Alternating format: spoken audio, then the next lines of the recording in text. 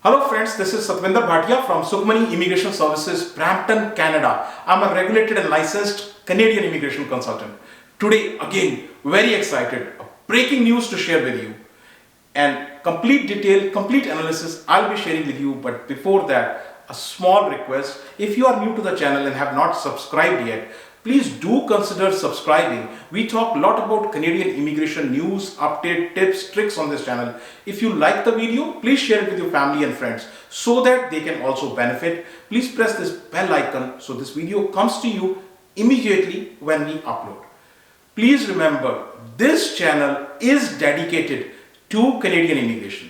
Anything happening on Canadian immigration, you will get it on this channel. So, very important announcement which is done by Minister, and this big announcement by Minister is related to what? This is related to major changes in the LMIA process. So let us see what the announcement is. So when this announcement was done? This announcement was done today. Today, March 21st, 2024, Thursday. And today only this video is coming to you. This is an announcement which was jointly done by two ministers, not one minister. Two ministers have done this announcement and it is done in Ottawa. The announcement is done by Immigration Minister Marc Miller jointly with Employment Minister, which is Randy. So ESDC, which is Employment and Social Development Corporation.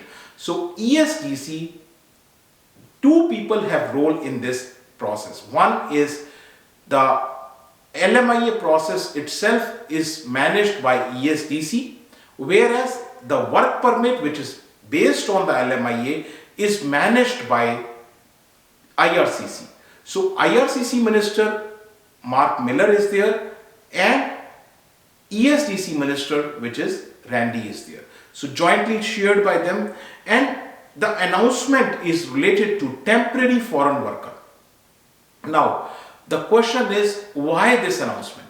I have to give you the background so you can understand this announcement. The background of this announcement is that during the pandemic time, when COVID was there, during that time and immediately following the pandemic time, the LMIA process was eased, it was relaxed, and leading to not just the LMIA process, even the work permit which were based on the LMIA were also relaxed.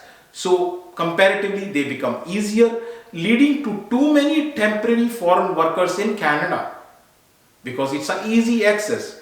So now let us look at the changes and then we will look at the impact of these changes. So let us first look at the changes. What are the changes? The changes, the percentage of the low wage workers. So low wage workers were around 20% of the workforce now, but earlier it is 30%. So during the COVID time, a lot of industries, they said we need more temporary foreign workers, and then as a result of this 30%, which means out of 10 you can hire 3 temporary foreign workers.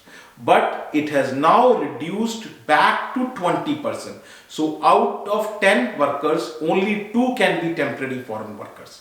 So Canada raised the ceiling of this 30% in 2022, which is back again to 20%. But there is an exception. The exception is healthcare and construction. Healthcare and construction are still allowed 30%. And this is going to happen from May 1st, 2024. So these new changes are going to start from May 1st, 2024.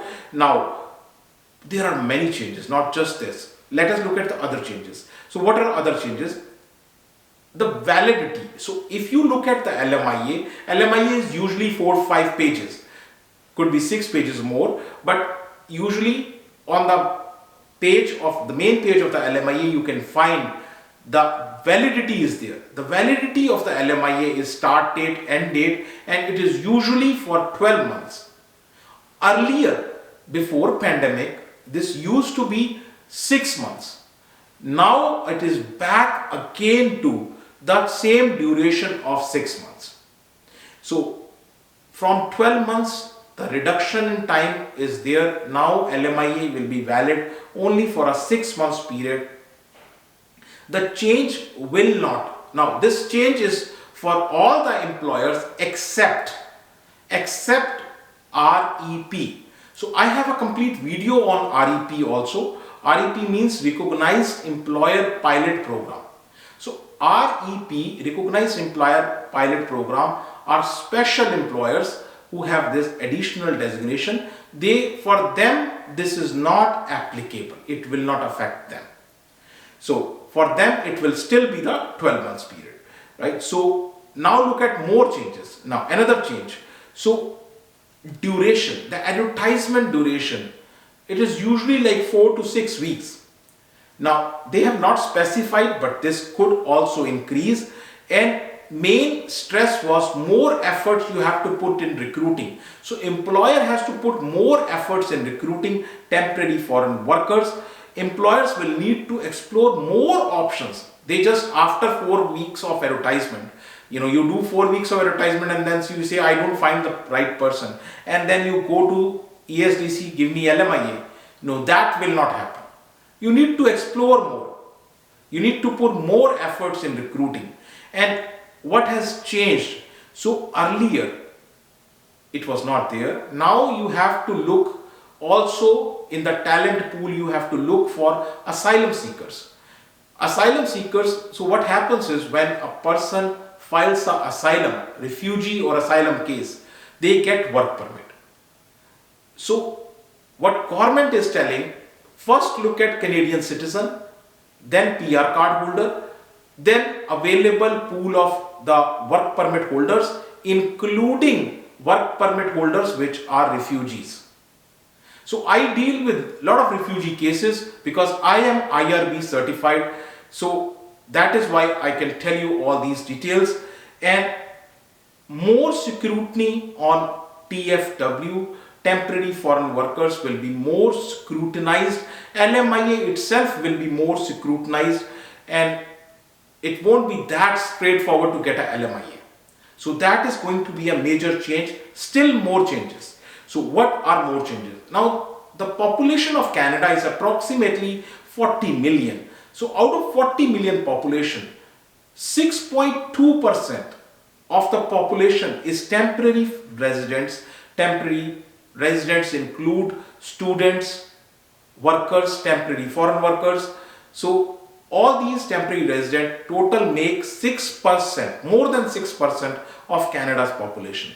Now if you do the 6% of 40 million, you will get around 2.5 million. So 2.5 million was a population of temporary residents, and government want to decrease it to 5%. In simple words, they are going to put a cap on the temporary residents. So they have already done cap on the students. Now this cap is also on the workers, temporary foreign workers. So now question is, what about after implementing, what could be the impact? Well, there could be positive, negative, there could be many type of impact. Let us see some of the impacts. The first impact is, of course, less exploitation of the workers. Well, even minister admitted, yes, exploitation does happen for the workers, and that exploitation will be reduced. Reduction in fake LMIAs.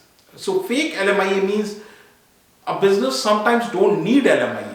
So that is what fake LMIA is. I am not talking about the fake, which is printed LMIAs, which are back home. You see many people doing all this stuff. They create their own LMIA, just print it with the help of printer, right? So that is totally fake. Here I am saying need-based, right? So that word need-based is very important. Better working conditions. So if the exploitation reduces, better working conditions with foreign workers will be there. More jobs will be available to Canadians, because now government is putting more stress that you first look for Canadians, then only will give you the LMIA. So better need-based system. Need-based, this is what I was stressing earlier. Need-based system is very important. Does the business actually needs LMIA? If the need is there, yes. If the need is not there, they can do without LMIA, then LMIA will not be provided. Less pressure on housing. This is very important. So what happens is, when a foreign worker comes, everybody needs a roof on their head. So they will need that housing. They will need public services like hospital, transport, all these public services like education. So there is too much stress on this system. So of course, because of this, less pressure will come on the housing and other public services. So as I always say, each person is different, each situation is different. You need to discuss your own case with us, more than welcome. You can discuss your case and book an appointment with us. And our office is located in Brampton. Address, email ID, phone number. Everything is shared right here with you. Thank you very much for watching the video. But before that, once again requesting, if you have not subscribed, please do consider subscribing. Thank you.